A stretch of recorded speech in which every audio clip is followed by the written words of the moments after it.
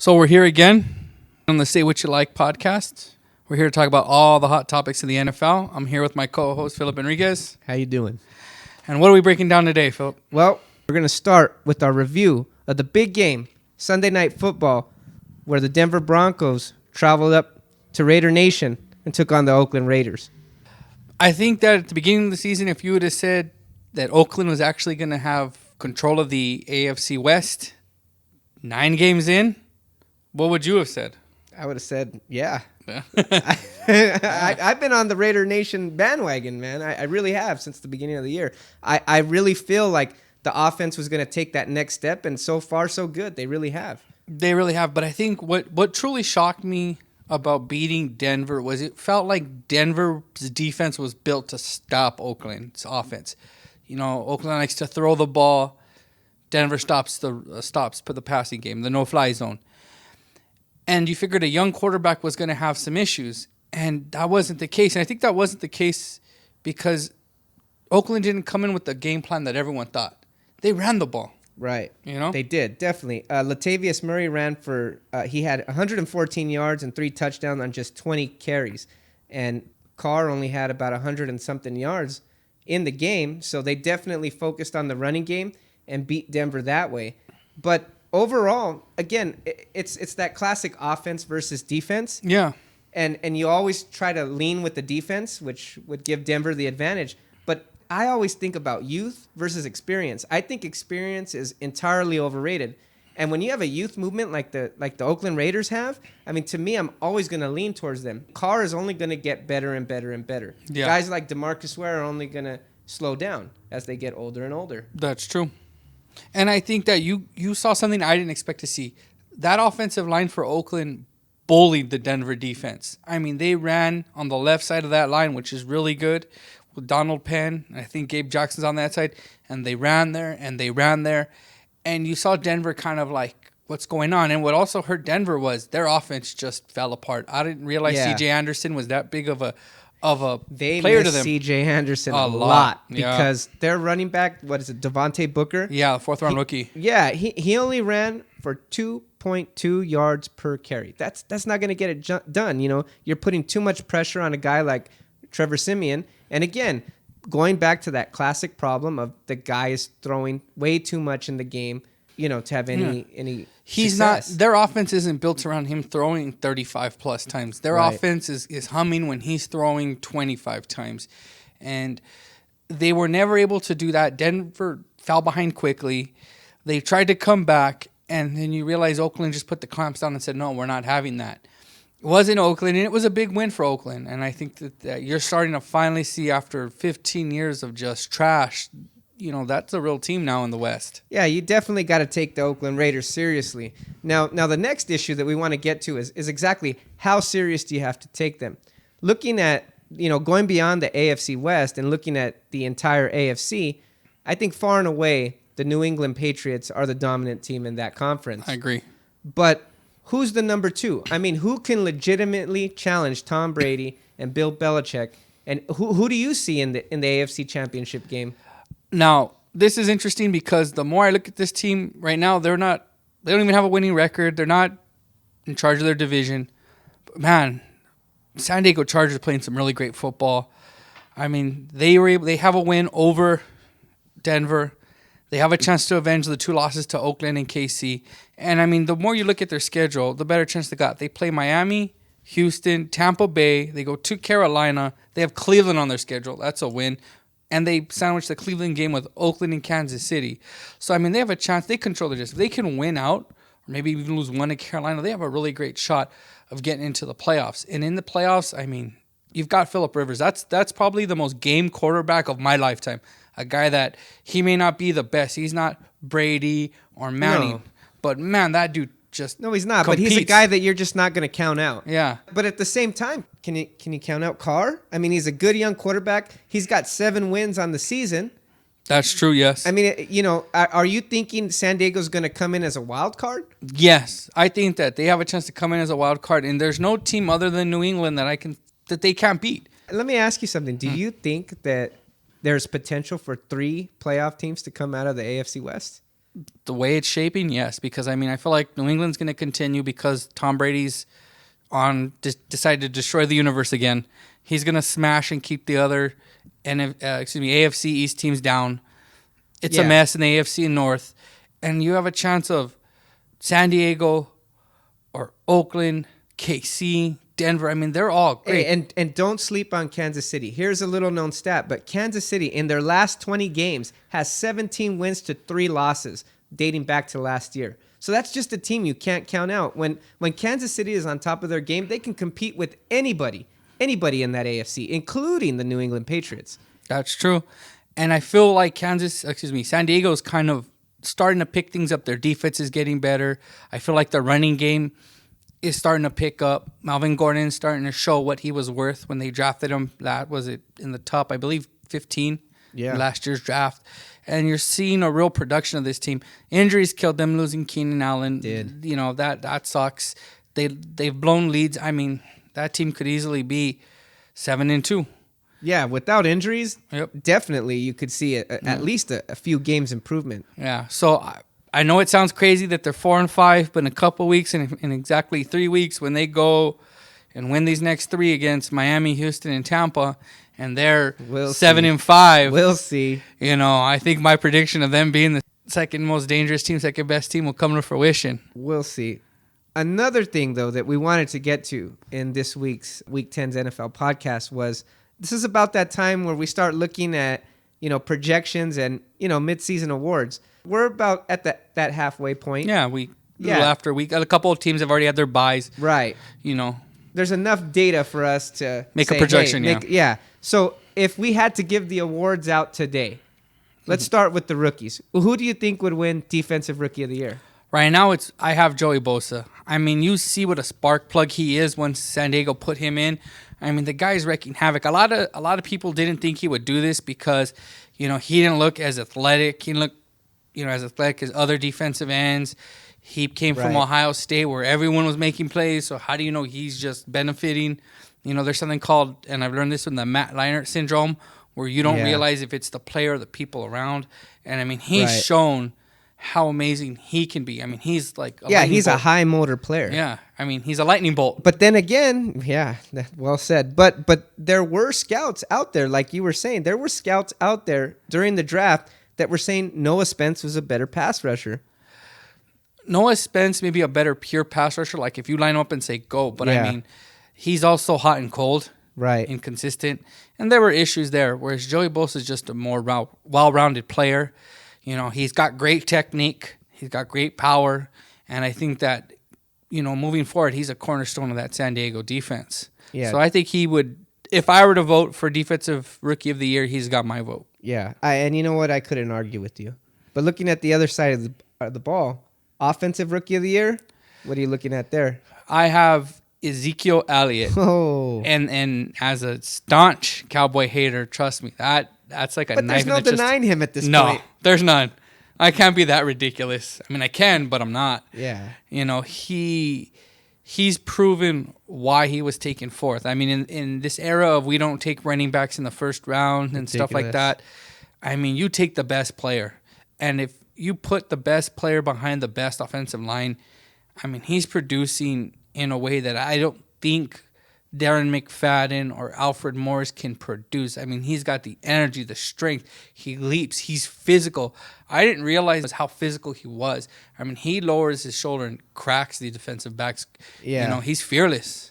Yeah, definitely. And you know what? I can't disagree with anything that you're saying. I mean, he surprised me with some of his speed.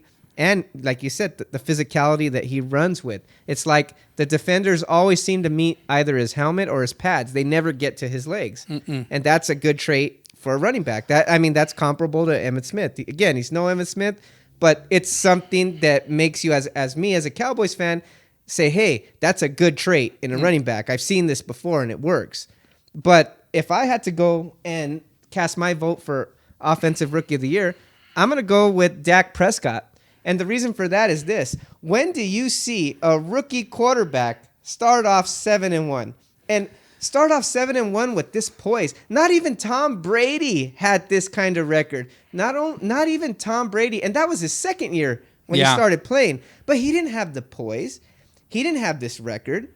No. And he actually had a better defense than the Dallas Cowboys do in this year. Yeah, that New England defense was the only thing, and come on, I mean, let's, as much as we want to kid ourselves, Tom Brady probably had a comparable offensive line to what the current Dallas Cowboys have.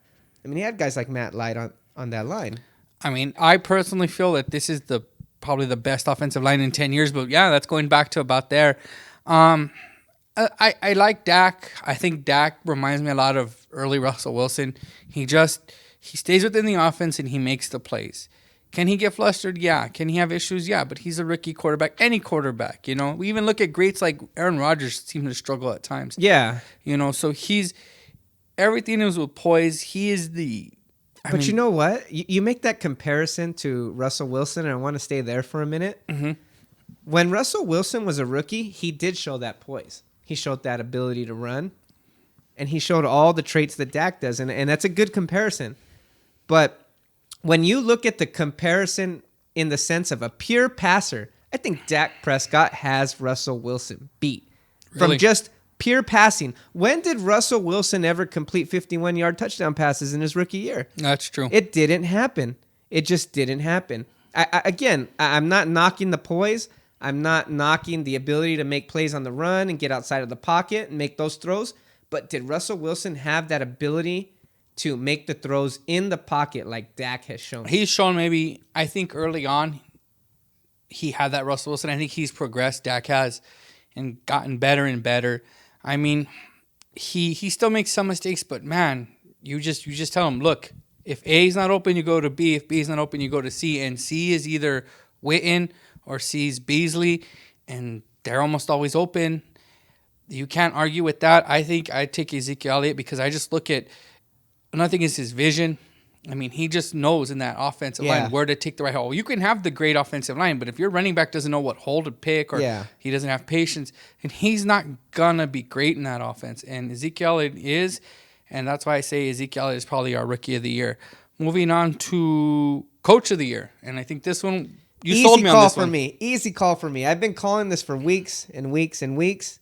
It's got to be Jack Del Rio. I mean, how can you go with anybody else? Yeah, you got the Belichicks. And as much as I'd like to argue for somebody like Jason Garrett, I just can't, because Jack Del Rio has turned around this franchise. I mean, this franchise has been perennially awful for 15 years plus, and he's turned it around. He has them at, 7-2? Yeah. And he's not afraid to lose, and I love that about a coach where, hey, you know what, guys? Go win the game.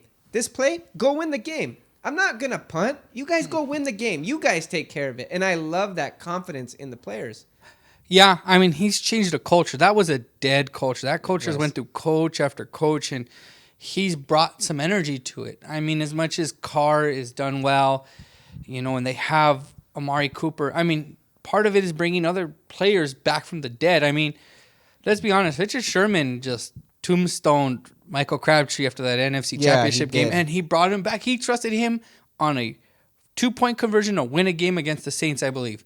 And he said, I'm going to throw the fade not to Amari Cooper, our stud wide receiver, but to Michael Crabtree, which blows my mind. And he's having a resurgence up in Oakland. But you know what? Just, to go back even a few years further, I was the one that said Oakland messed up big time when they drafted a player like Darius Hayward-Bay over Crabtree. I mean, you got to get that possession receiver. Yeah. You need him. You can't take the risk when you're, perennially, a AFC West dweller. You're dormant. NFL doormat. You can't take that chance. You need a guy like Crabtree. And again, maybe it was 6 years too late, but hey, the Raiders got it right. Del Rio got it right. He took a chance on this player, and it's paying dividends. I mean, the minute you said Del Rio, like the light flashed in my eyes, like, okay, yeah, there's really not many people you can go with that's done that.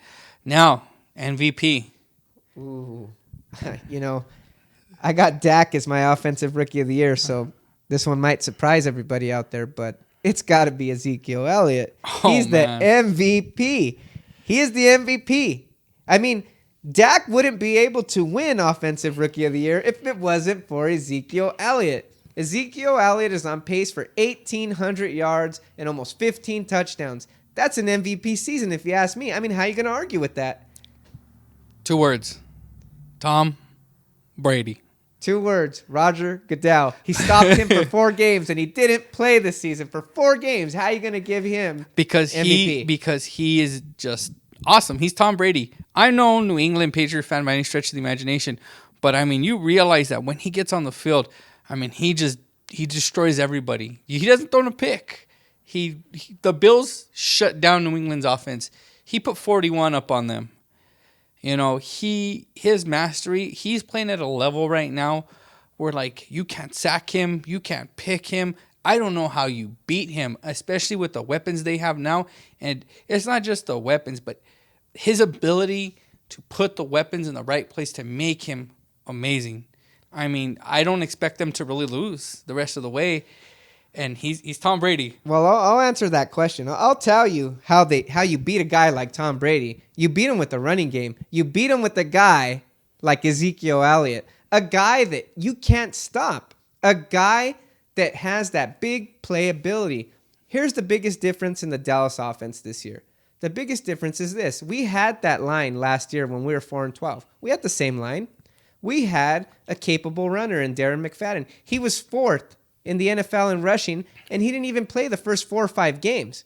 So what does that tell you? He probably would have finished first last year. Mm-hmm. But here's the difference. Had he played a full season. But my point being is this.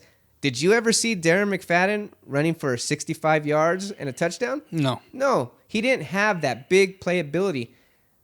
Zeke can beat you because he can put points on the board. He leads the NFL in runs over 20 yards.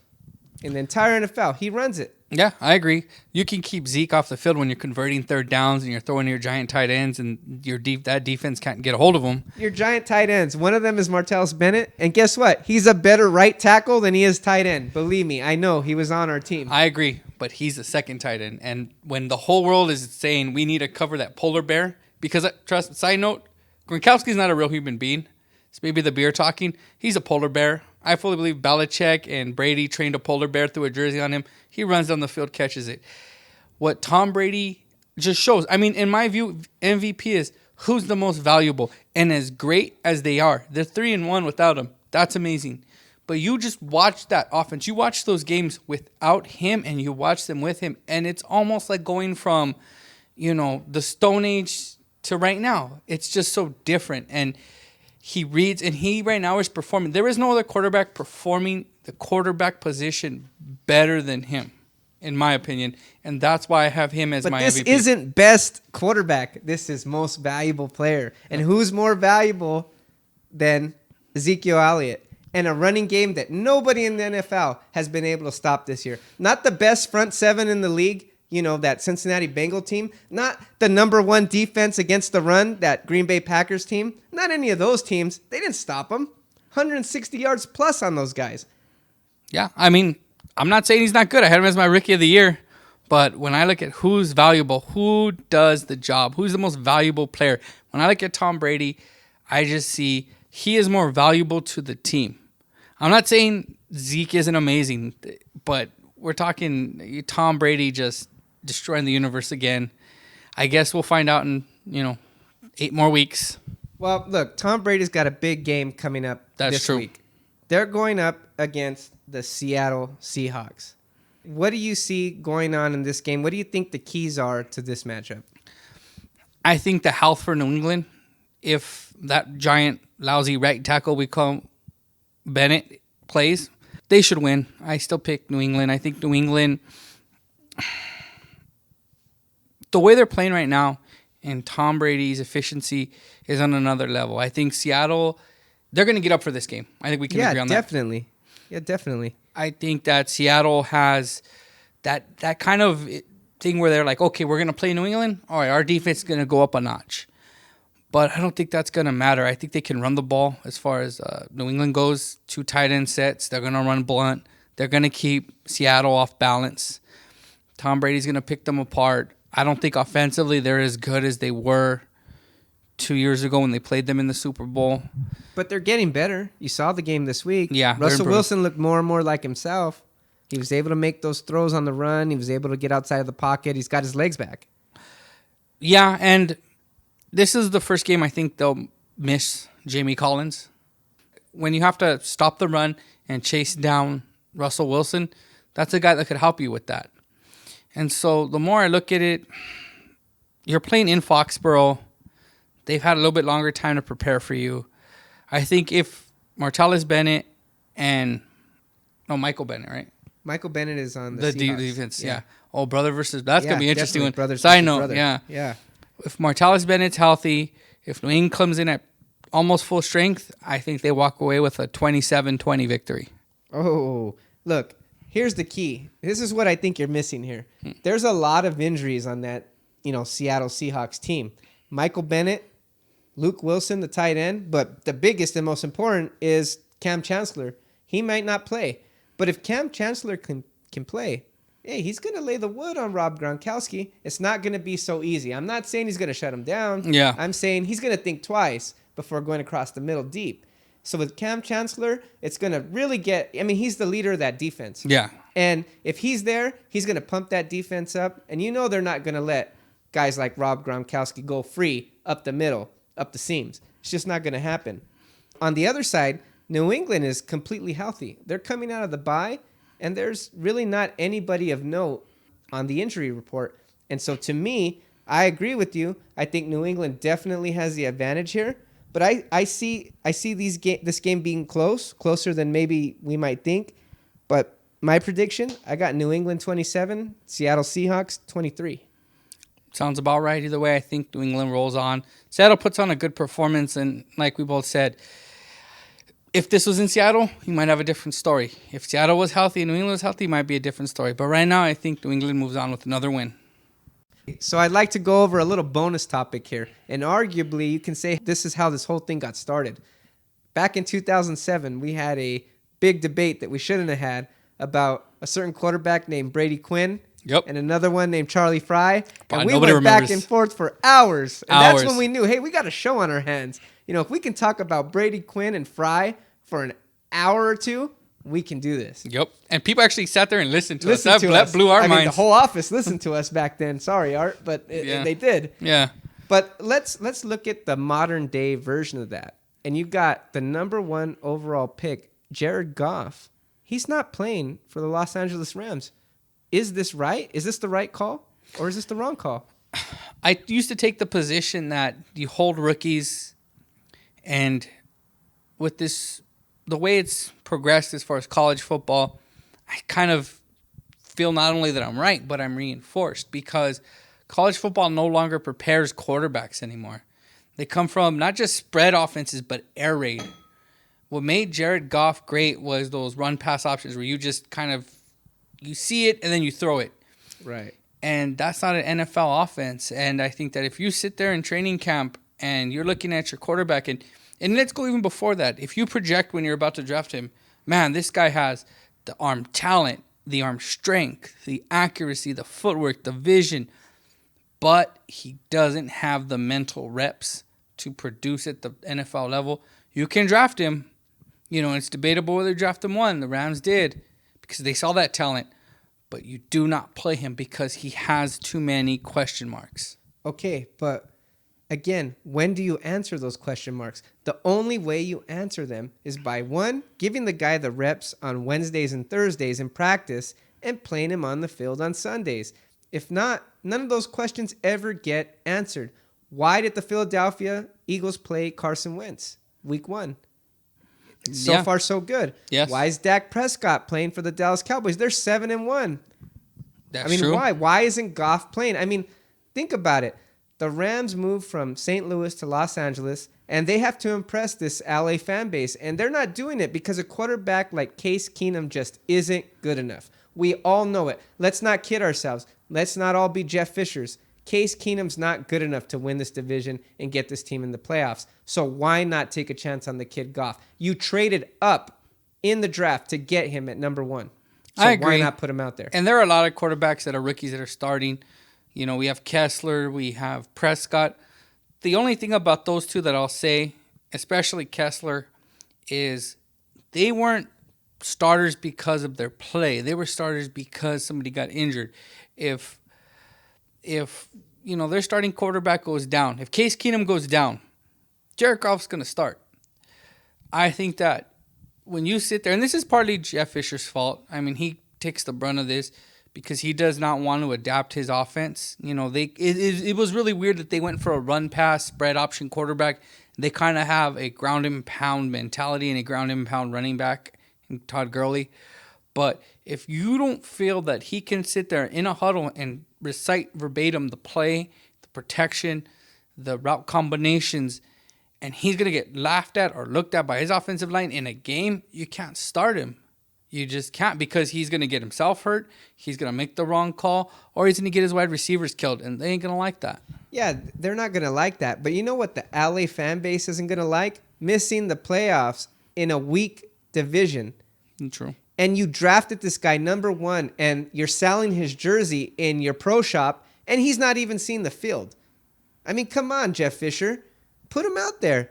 Don't, you know what? Jack Del Rio put a young quarterback out there. How's that looking for him? It's good. Jason Garrett put a young quarterback out there. How's that looking for him? I mean, I've never believed that a veteran was better than a rookie just because he's a veteran and the other player's a rookie. I think the best players are the best players and the bad players are the bad players. Let's find out if he's one of the best players or one of the bad players. Why are we waiting for that? I mean, what is the upside to sitting him for an entire year? Well, I think Jeff Fisher, and this is just, I'm going to use Jeff Fisher's logic for one thing, and then I'm going to go to my own. Okay, Jeff Fisher truly believed when he looked at this team that this was a playoff team. You know, on Hard Knocks, he goes, you know, we're not doing no 7-9, BS. You know, That's all he knows. Yeah, that's literally all he knows. But I think that if you evaluate a talent and you sit there and say, you have the skills, but there are fundamental flaws in your game that we have to overcome that no other quarterback had. Let's say, for example, he has better feet and better arm talent than Prescott. He's got a quicker... I'm not saying that's what the scout said. Yeah, I'm not saying any of this is true. I'm just saying, if you looked at him and you said, and you put down all the check marks of all the physical attributes, and you saw the tape, and you saw what you saw, and you said, okay, he's better than these quarterbacks. And then you sit there and say, okay, we're going to give you a play, Z right, post, X option, 35 blast, BS play I just made up, probably not even real. But if he can't recite that correctly, or if he can't diagnose plays, he can't diagnose blitzes, that's what made Wentz the number 2 pick and made him even viable. The level of competition isn't even close to being the same. No. Goff played in the Pac-12. Wentz was Division 2, but Wentz played in a pro-style offense, and that allowed him to diagnose plays. But that gave him more control. So overrated. How long does it take you to memorize a playbook? Anybody that's dedicated can memorize a playbook if they want to. Why are you sitting this kid for 12, 16 weeks in a season? It just doesn't make sense to me. You drafted this kid number 1. Guess what? He should play like a number 1 pick. He's going to take his bumps. He's going to take his bruises. He's going to have his growing pains. But you know what? You know what you got. And Jeff Fisher is doing nothing but cheating the LA Rams out of precious game time. And he's cheating the fans out of the potential that is Jared Goff and the number 1 pick. But he might be saving Jared Goff too. Do you really believe that? I think so. Because I don't think that Jared Goff can do it right now. I don't. And I think that there are some quarterbacks. So you think that Case Keenum is better than Jared Goff right now? Do I think he's better? Yeah. Do I think he's physically better? Right? No. Okay, then why isn't he playing? Because the truth is, it's not always who's better. It's who's more prepared. Who prepares better? Who has a grasp? If I put them in and they did the pass drills and they ran and Goff looked perfect, and then I put them in a situation where, as bad as Case Keenum is, Case Keenum's seen it and says, okay, I know what to do. It may be a horrible decision, but I know I can get the ball out. And I'm not going to take a sack. I'm not going to get my wide receiver killed. I understand what's going on because of the complexities of what the defense is bringing me. And Goff is just going to sit there and say, I don't know. And the worst thing you could do, and this is an old saying, the best thing you could do is the right thing. The next best thing you could do is the wrong thing. And the worst thing you could do is nothing. And I think that's what Goff would sit there and do nothing.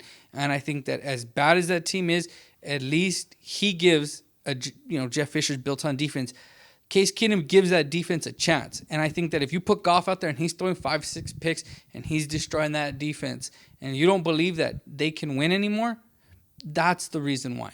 Well, look, about 9 years ago, we were arguing about Brady Quinn and Charlie Fry, and they both sucked. And you know what? Yeah, I think we're arguing about two quarterbacks that probably both suck. Yep, That'll be the end of it.